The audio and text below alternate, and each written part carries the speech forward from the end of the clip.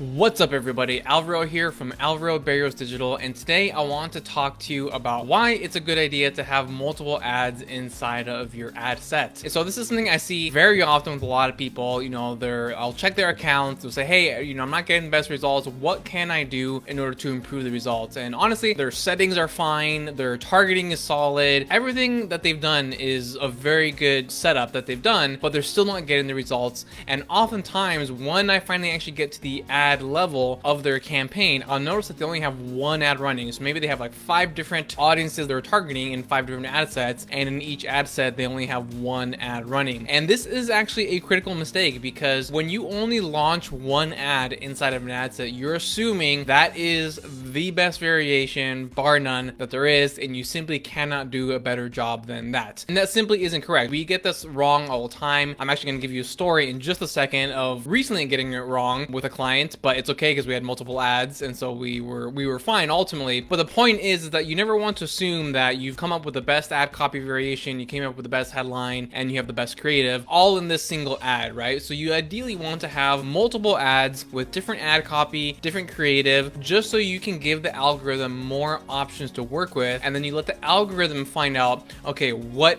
ad actually works best for you, your audience, and your specific offer. So you never want to assume, give the algorithm as much ammunition as possible, and then let it take care of the rest. And like I said, this did just recently happen with a client of mine. So we're actually in the middle of a launch with him. So we launched 6 different ad variations overall, because we're familiar with this issue, and we realized that you always want to have multiple ads. But what I'm ultimately getting at here is that prior to launching the ads, we both had a favorite ad. We were like, oh man, this video right here that he put together in the ad copy that we put along with the video, it's rock solid. We both really liked it. It was by far our favorite ad variation of all 6, and we felt very confident that that was going to be the best performing ad. But lo and behold, when we actually start running the ads, it was actually the worst performing ad out of all 6, and so eventually we ended up shutting that ad off. And so that's why you want to have multiple ads, because a lot of the other ads that we were running were getting great results, but had we only gone with one and assumed that that was the best ad variation possible, we would have been scratching our heads not knowing what went wrong, simply because we only gave the algorithm one ad to work with. So it's always good to give the algorithm multiple options. Now, that being said, this is also somewhat dependent on your budget. So for example, if you're only spending $10 a day, it doesn't make any sense to have 6 ads inside of that ad set, because there just won't be enough budget for the algorithm to actually properly allocate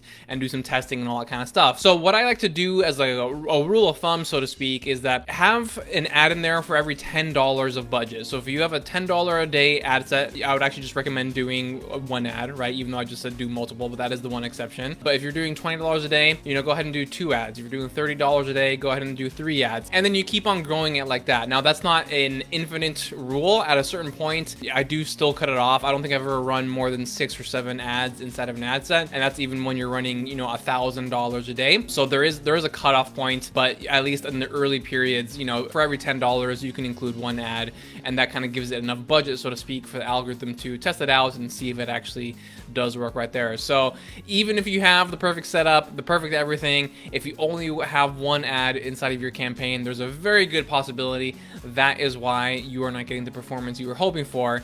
And so definitely go in there, add some new variations, and let me know what happens to your campaigns. And so if you found this video to be helpful, as you can probably tell, my team and I, we really understand how the algorithm works and operates. And if you'd like an opportunity to work with me and my team, head on over to alvarobarrios.com/FBhelp. In there, you're going to fill out a brief form so I can learn a little bit more about you and your business. Then we'll hop on a Zoom call to learn about your specific goals and see what the best strategy is for you specifically. I do not have a cookie cutter solution for everyone, right? I have customized solutions depending on where you at in your Facebook ads journey. So I will link that in the comments below. Go ahead and fill it out, and we'll hop on that discovery call. Hey, thank you so much for watching. If you've made it this far, do me a huge favor and hit that like button. It really helps push this video out to the YouTube algorithm. That way more people just like you can watch this information and benefit from it just like you have. And if you have any other topics you'd like for me to cover, definitely just let me know in the comments below. The most popular and requested topics I get, I turn into videos just like this one. And if you haven't done so already, hit that subscribe button and turn on your notifications. That way you don't miss any valuable content that I put out on a weekly basis. basis. Thank you so much for your support. I really appreciate it.